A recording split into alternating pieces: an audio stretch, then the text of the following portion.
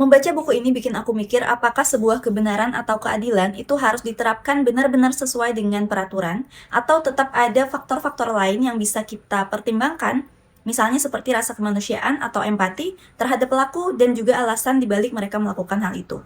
Misal, ada dua kasus pencurian ayam. Yang pertama, pelakunya mencuri ayam karena kepepet oleh keadaan. Dia mencuri ayam untuk dimakan, mungkin keluarganya sedang lapar dan tidak punya uang. Kemudian kasus kedua, ini dilakukan oleh residivis. Dia mencuri ayam petarung, ayam hias, atau ya semacam itu yang harganya puluhan juta untuk dijual kembali.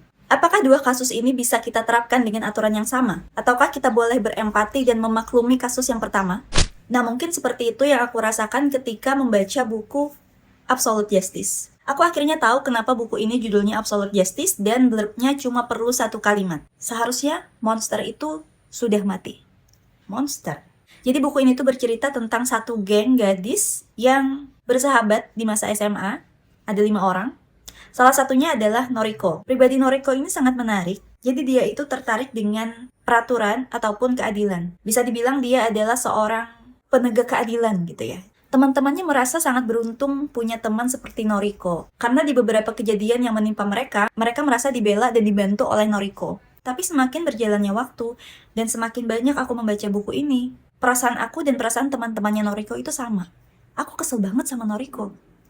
Iya sih, apa yang dilakukan Noriko itu benar. Dia menegakkan keadilan, dia menegakkan peraturan, dia membela kebenaran, tapi terlalu kaku. Sampai pada akhirnya teman-temannya sadar bahwa yang dibela Noriko itu bukan teman-temannya, tapi kebenaran itu sendiri.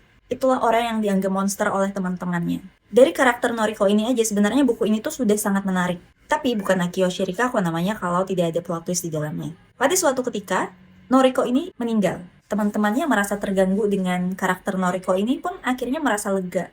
Tapi pada suatu hari, datang sebuah undangan dari Noriko meminta teman-temannya tadi untuk berkumpul di suatu tempat tepat di hari peringatan kematian Noriko. Siapa yang mengirim undangannya? Apakah salah satu dari mereka berkhianat? Ataukah memang Noriko belum mati?